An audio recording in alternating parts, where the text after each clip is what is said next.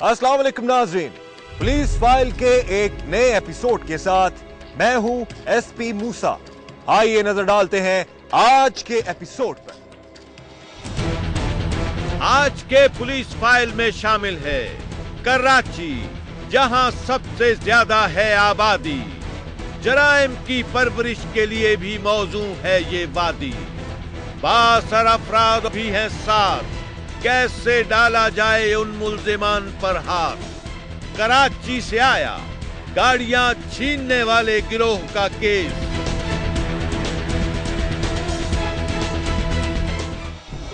मैं पेपर्स पर साइन नहीं कर सकती। तो तेरा बाप भी करेगा। मारिया की हो गई शादी, जो बाद में साबित हुई उसकी बर्बादी। देखिए मेरी कहानी में। पुलिस फाइल के गुज़श्ता एपिसोड में हमने आपके सामने एंटी कार लिफ्टिंग सेल की कराची में एक बड़े गाड़ियां छीनने वाले गिरोह के खिलाफ कार्रवाई पेश की थी। इस कार्रवाई के अगले ही रोज एंटी कार लिफ्टिंग सेल ने एक और गाड़ियां छीनने वाले गिरोह के खिलाफ कार्रवाई की, जिसका अहवाल हम आपके लिए आज के पुलिस फाइल में पेश करेंगे। मगर इससे पहले आइए देखते हैं गुज़श्ता एपिसोड की चंद झलकियां। एदादो शुमार के मुताबिक कराची में रोजाना 1 दर्जन से जायद कारें, जबकि 50 से जायद मोटरसाइकिलें छीन ली जाती हैं। शहर के मुख्तलिफ इलाकों में होने वाले इन वाकयात के हवाले से मुकदमात तो दर्ज होते हैं, मगर इस तरह के जराइम से निपटने के लिए एंटी कार लिफ्टिंग सेल या ACLC के नाम से एक खुसूसी इदारा कायम किया गया है। 7 अक्टूबर 2012 को ACLC ने गाड़ियां छीनने वाले एक अहम गिरोह के खिलाफ कार्रवाई की। इस कार्रवाई के लिए ACLC के एहलकार एक छीनी हुई गाड़ी के कराची से पंजाब ले जाने की इत्तला मिलने पर शहर से 54 किलोमीटर दूर ACLC की एक चेक पोस्ट पर सुबह सवेरे ही पहुंच गए और उन्हें वहां पर मतलूबा गाड़ी के लिए 2.5 घंटे इंतजार करना पड़ा। ACLC को गाड़ी के रंग, मॉडल और उस पर लगाई जाने वाली जाली नंबर प्लेट के हवाले से इत्तलात मौसूल हो चुकी थी, जिसकी वजह से उस गाड़ी को शनाख्त करना और मुल्जिमों को पकड़ना कदरे आसान हो चुका था।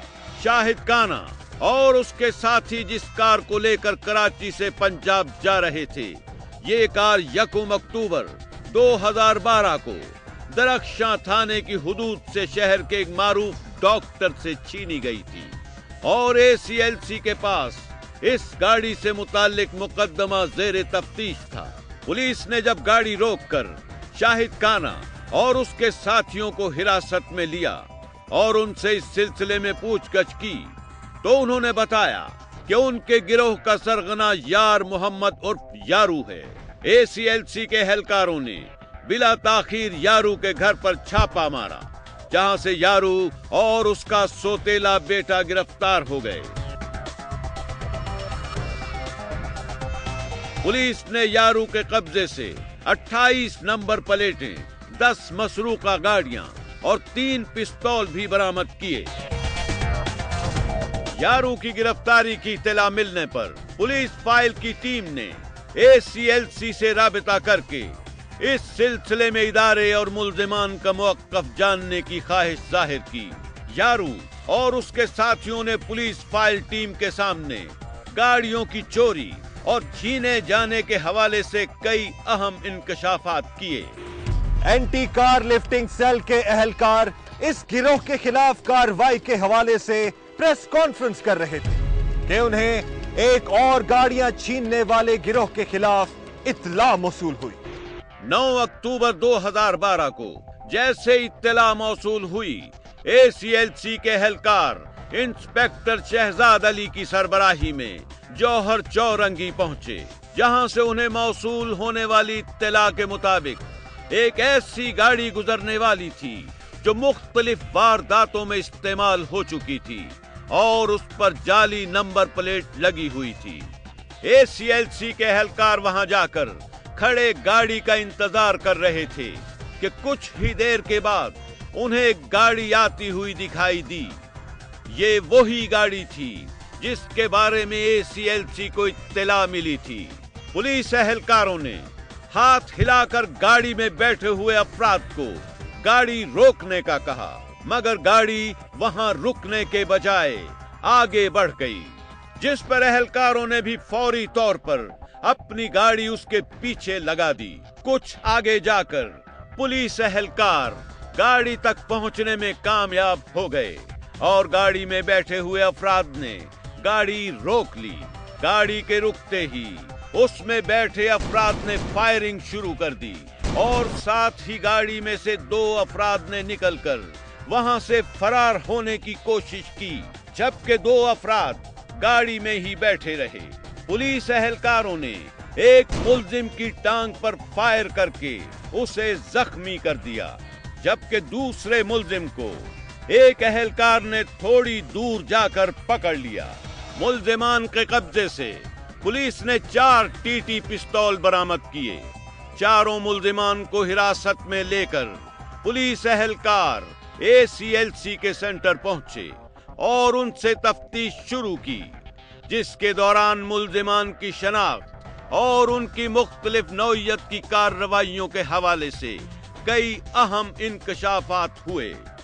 ACLC के एहलकारों ने जिन अफराद को गिरफ्तार किया था उनमें से 2 अहम और पुलिस को कई मुकदमात में मतलूब मुलजिम भी शामिल थे। पुलिस फाइल की टीम इत्तला मिलने पर ACLC के सेंटर पहुंची और वहां जाकर ACLC और मुलजिमान का मौक़िफ़ हासिल करने की कोशिश की। उन्हीं मुलजिमान में सिंध का मशहूर डाकू अता मोहम्मद उर्फ मेजर खोसो भी शामिल था, जो जाफराबाद के इलाके सोहबतपुर का रिहायशी है और वहां कई अहम वारदातों में मुलव्विस होने की वजह से पुलिस को मतलूब है। गिरफ्तार होने वाला दूसरा अहम मुलजिम मुश्ताक मीरानी उर्फ वड्डा था, जो सक्खर का रिहायशी है और उसके 3-4 भाई पुलिस में मुलाजिम हैं, जिन्होंने उसकी हरकतों की वजह से उसे घर से निकाल दिया हुआ है। मुलजिम पर उसके आबाई इलाके में कई अहम मुकदमात अभी तक चल रहे हैं, जिनमें दहशतगर्दी की दफात के तहत दर्ज होने वाला एक मुकदमा भी शामिल है।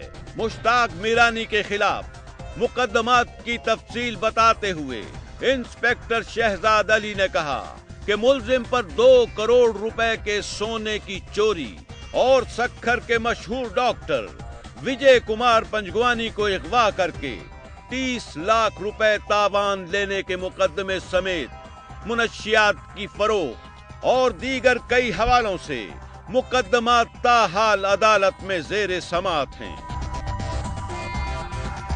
एंटी कार लिफ्टिंग सेल की हिरासत में इन मुल्जिमान ने क्या बयानात दिए, ये हम आपको बताएंगे एक ब्रेक के बाद।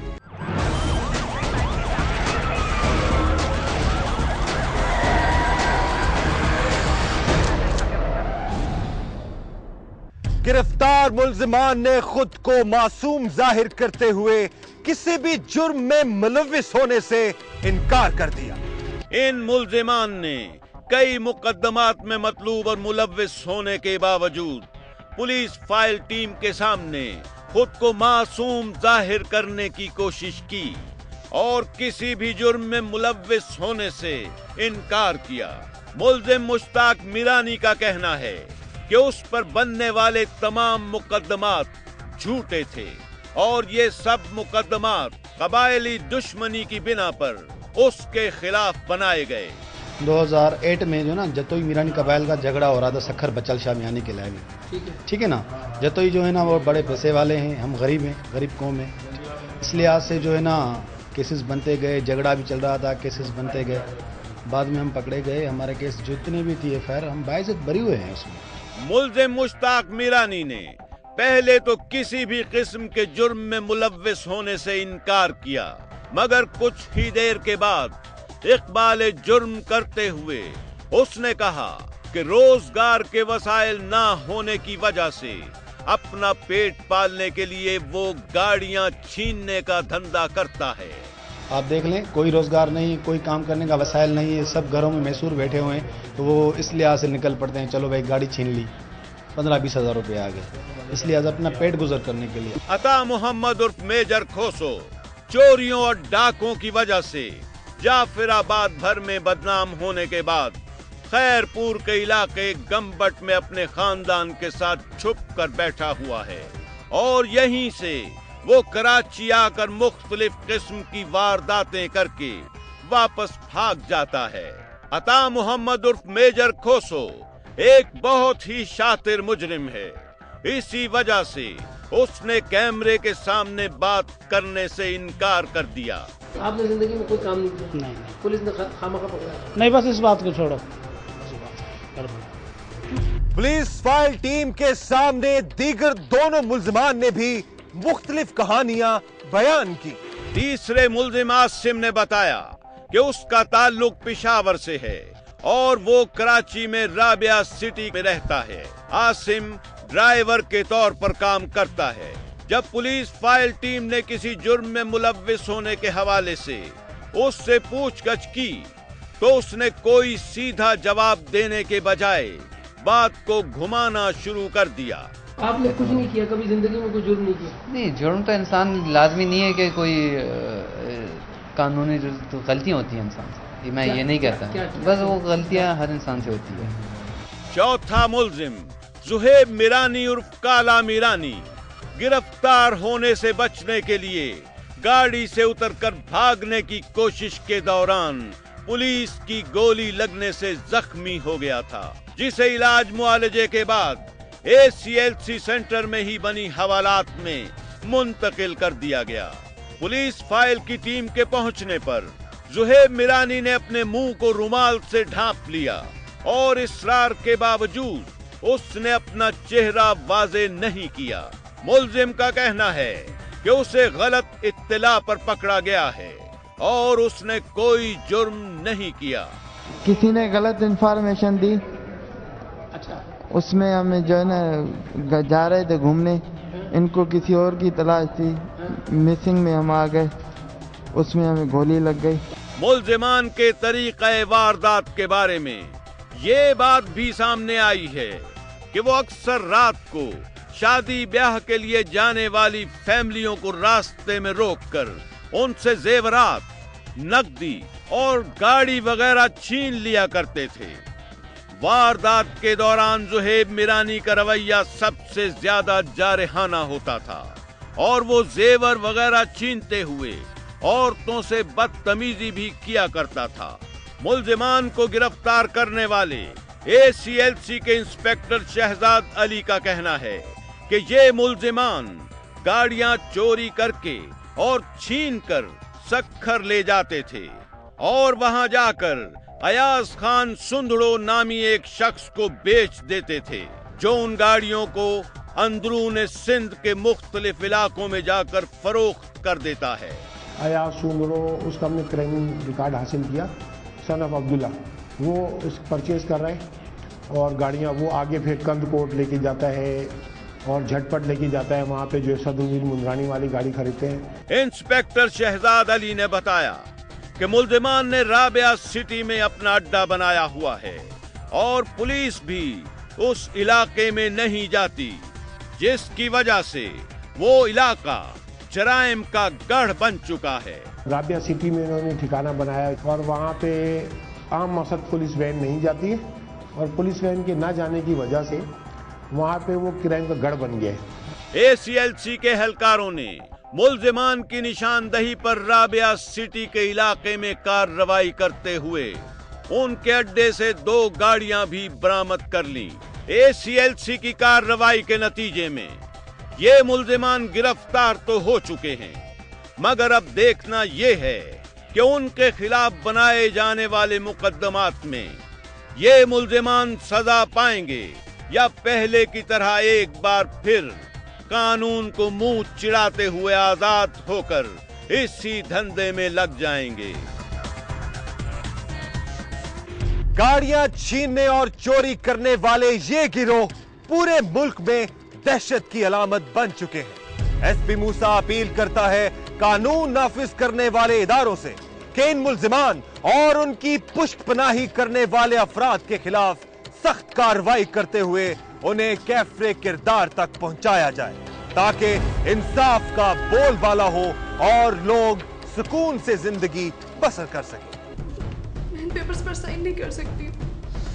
ब्रेक के बाद देखिए मारिया की हो गई शादी, जो बाद में साबित हुई उसकी बर्बादी। देखिए मेरी कहानी में।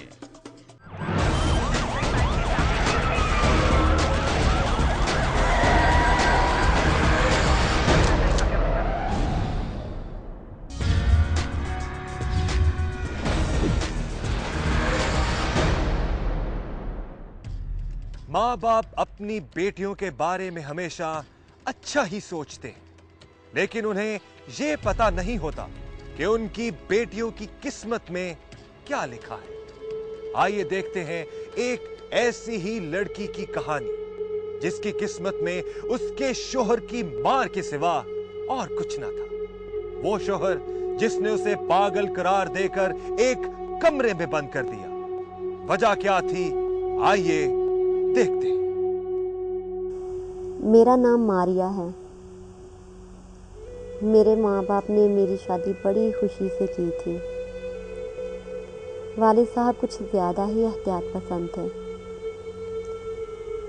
उन्होंने शादी करते वक्त मेरा हक महर 5 लाख रुपए मुकर्रर करवाया।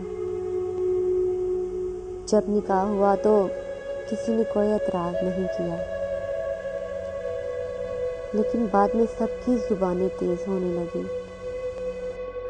अल्ताफ बेटा, तुम किसी भी तरीके से ना हक में माफ करा लो। पूरे 5 लाख लिख दिए तुमने। आप ठीक करिए बेटा, मैं कुछ करता हूँ। अम्मी, वो आज क्या पकाना था? अल्ताफ से पूछ लो। जो मर्जी पका लो। मेरी सास और मेरा शौहर हर रोज़ आपस में बैठकर बातें करते, और जब भी मैं वहाँ जाती तो वो चुप हो जाते। मेरी छठी हिस्स कहती थी कि कोई ना कोई बात ज़रूर है, और फिर मैंने पूछ ही लिया।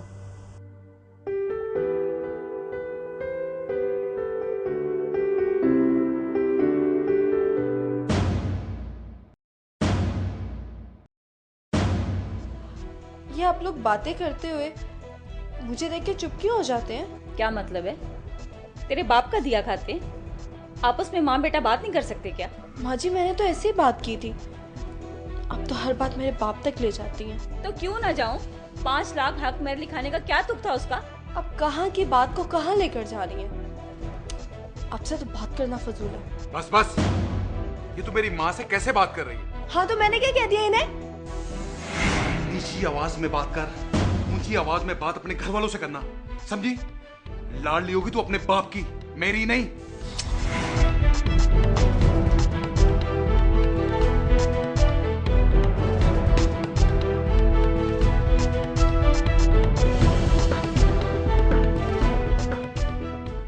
शादी के दूसरे ही हफ्ते इस तरह का सलूक कोई लड़की सोच भी नहीं सकती थी। मैं क्या करती? उसी वक्त अपने माँ बाप के घर जाती तो वो शायद बर्दाश्त न कर पाते, लेकिन मैंने बर्दाश्त किया। और शायद मेरी यही सबसे बड़ी गलती थी। उस वाक़े के बाद अल्ताफ ने कई दिन मुझसे बात नहीं की। एक दिन रात को वो देर तक घर ना आया। मैं परेशान थी कि कहाँ गया होगा। मैंने खाना भी नहीं खाया। नई नई शादी थी, उसके बगैर कैसे खा सकती थी। मैं उसका इंतजार करती रही।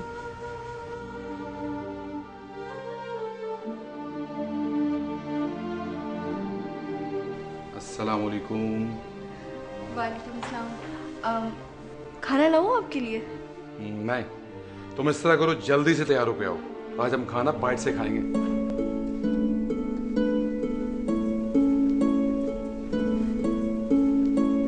सोच जल्दी करो पापा, हरी अप।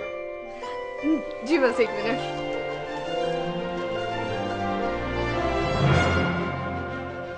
उसका रवैया अचानक बदल गया। मैं हैरान थी कि हुआ क्या है।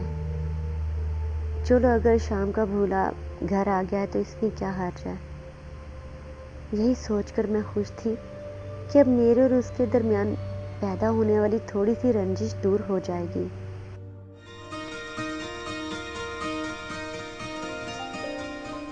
तुम आज बहुत खूबसूरत और खुश लग रही हो। वो आज आप पहली दफा मुझे डिनर पर जो लेकर गए थे। मारिया, इस पर साइन कर। साइन? पर ये क्या है? इस पर लिखा कि तूने अपना हक महर मुझे माफ कर दिया। क्या मतलब? सवाल जवाब मत पूछो, साइन कर दो ना। नहीं, मैं इन पेपर्स पर साइन नहीं करूंगी। साइन कर दूं? मैं कह रहा हूं साइन कर दो ना। हरगिज़ नहीं। साइन कर दो, साइन कर दो। मैं इन पेपर्स पर साइन नहीं कर सकती। साइन तो तेरा बाप भी करेगा।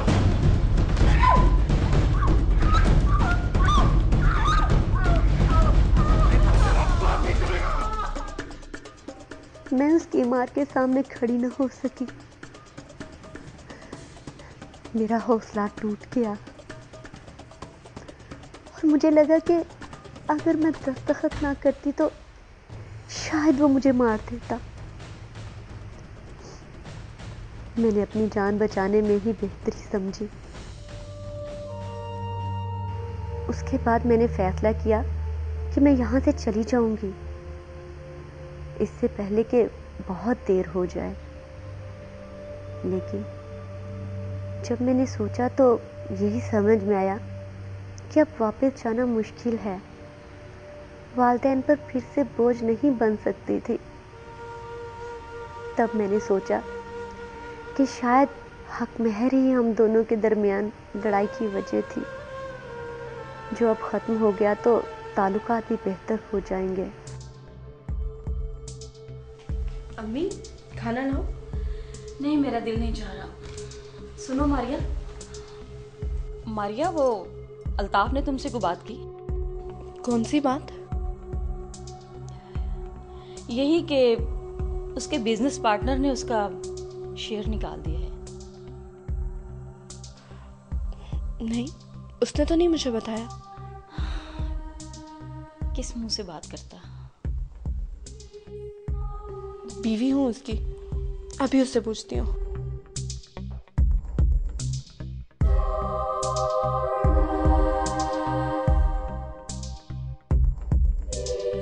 मारिया की कहानी ने आगे क्या रुख इख्तियार किया, ये हम आपको दिखाएंगे एक ब्रेक के बाद। अच्छा, तो ये प्लान था आप माँ बेटे का? क्या मतलब है तुम्हारा?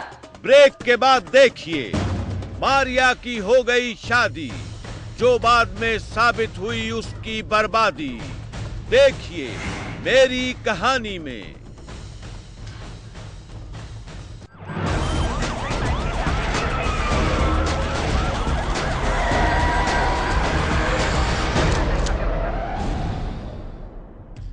मारिया की कहानी ने आगे क्या रुख इख्तियार किया, आइए देखते हैं। यही कि उसके बिजनेस पार्टनर ने उसका शेयर निकाल दिया है। नहीं, उसने तो नहीं मुझे बताया। किस मुंह से बात करता? बीवी हूँ उसकी, अभी उससे पूछती हूँ।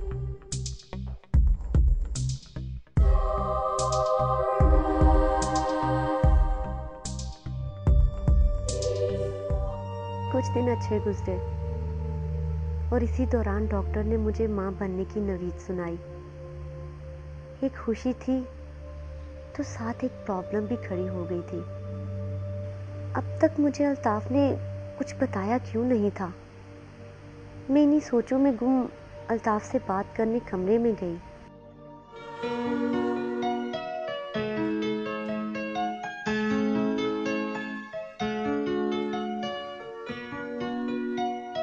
क्या बात है? मैं काफी दिनों से देख रही हूँ कि आप काफी परेशान हैं। नहीं, ऐसी कोई बात नहीं। बात तो कोई है, शायद आप मुझे बताना नहीं चाहते। तुम्हें बताने से भी क्या फर्क पड़ेगा? हो सकता है मैं आपकी कोई मदद कर सकूं। क्या मदद करोगी मेरी? जेवरात दे दोगी मुझे अपने? मैं सोच भी नहीं सकती थी कि वो मुझसे मेरे जेवर मांग लेगा। ये मेरे पास वालिदैन की निशानी थी जो उन्होंने बड़ी मुश्किल से बनाए थे और मैं उसे देना नहीं चाहती थी। बस इतना प्यारा मुझसे? मदद करने आई थी मेरी। अल्ताफ चला गया।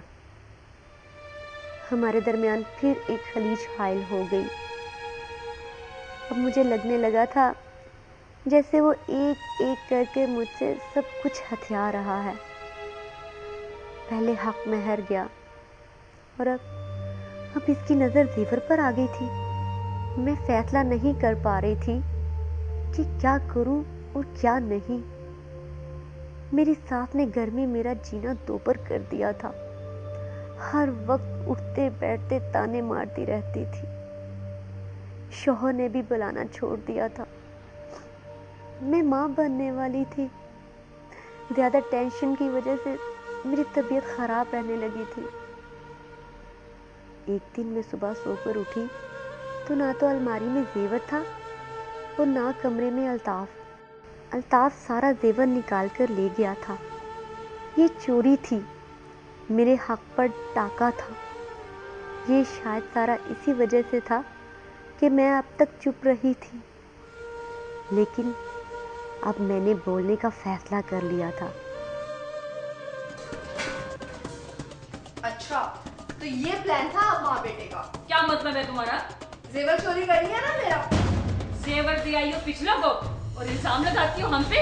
ये क्या बकवास कर रही हैं आप? अब बकवास सुनाती है मुझे?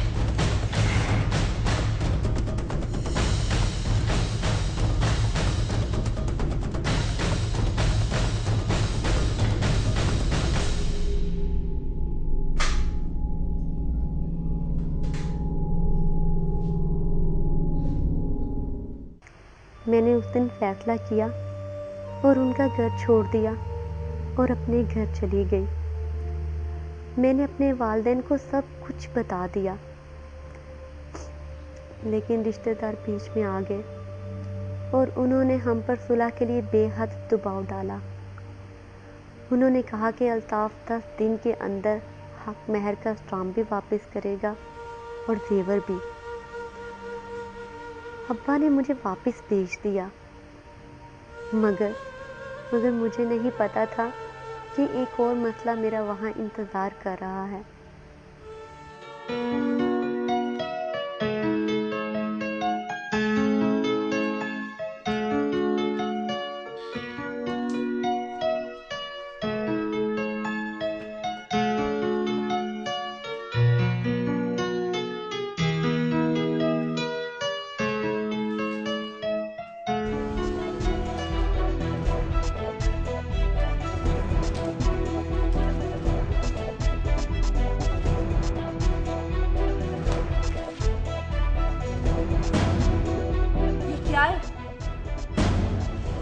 कुछ भी नहीं। कुछ भी नहीं? ये कौन है? मैं कह रहा हूँ कुछ भी नहीं। किसकी तस्वीरें हैं ये? कौन है लड़कियां? आप बताएंगे मुझे? मैं कह रहा हूँ कुछ भी नहीं। तो आपने मुझे नहीं बताना? हाँ, लगता है कि तुझे बताना ही पड़ेगा।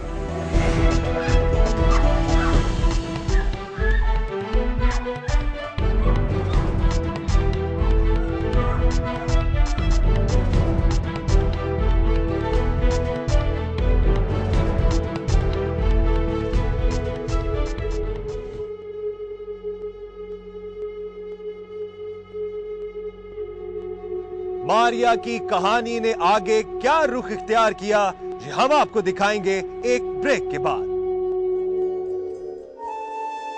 ब्रेक के बाद देखिए मारिया की हो गई शादी, जो बाद में साबित हुई उसकी बर्बादी। देखिए मेरी कहानी में।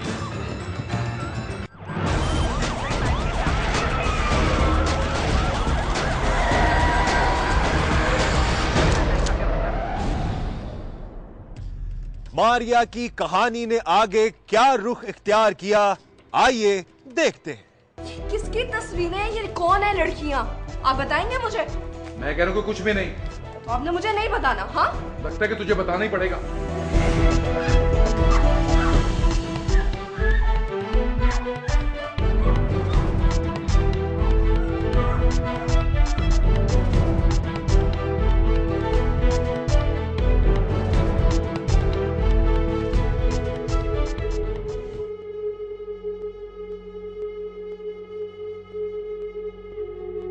उस दिन अल्ताफ ने मुझ पर जो तशद्दुद किया, उसने मेरी माँ बनने की उम्मीद को ख़त्म कर दिया।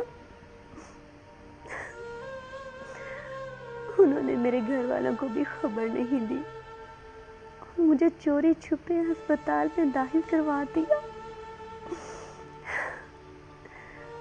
मैंने एक दो बार कोशिश की कि किसी न किसी तरह अपने घर वालों तक सारी खबर पहुंचा दूं,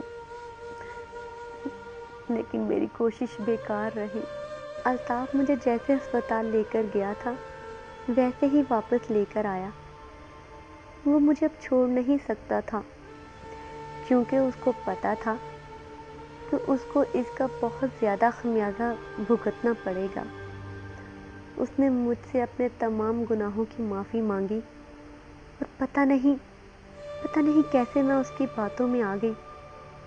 मगर बदकिस्मती थी कि मेरा पीछा छोड़ ही नहीं रही थी।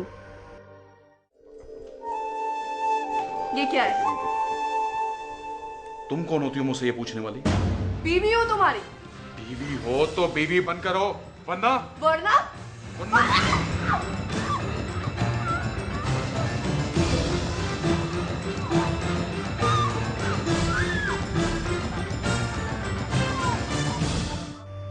मुझसे चिकनी चुपड़ी बातें करके उसने मुझे फिर धोखा दे दिया। उसने चोरी छुपे दूसरी शादी कर ली थी।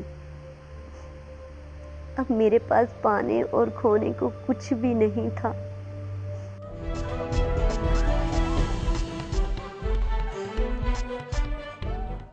उस दिन अल्ताफ ने मुझे कमरे में बंद कर दिया। जब मुझे होश आया तो मैंने शोर मचाया, लेकिन मेरी कोई मदद को नहीं आया। इसके 3 दिन तक कमरा किसी ने नहीं खोला और ना ही मुझे किसी ने खाना दिया।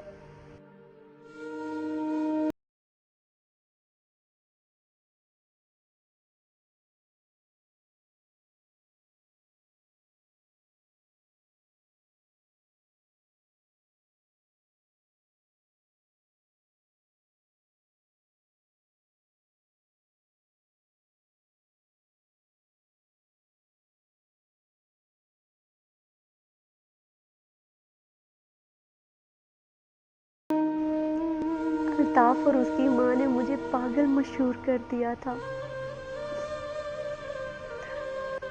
हमसाए अगर कभी हमारे घर आते तो उनको यही बताया जाता था।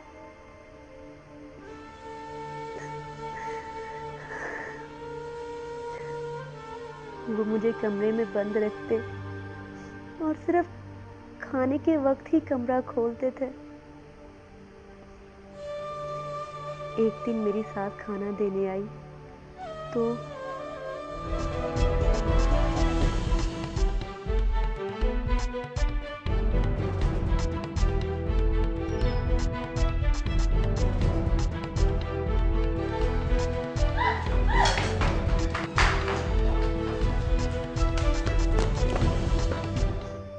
मैं वहां से भागकर घर आ गई।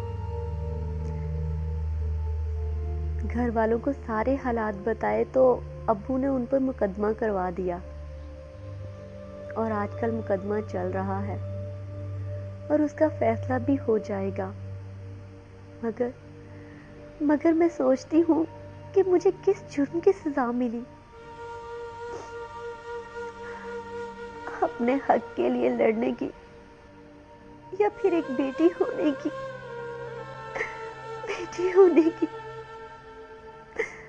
बेटी होने की।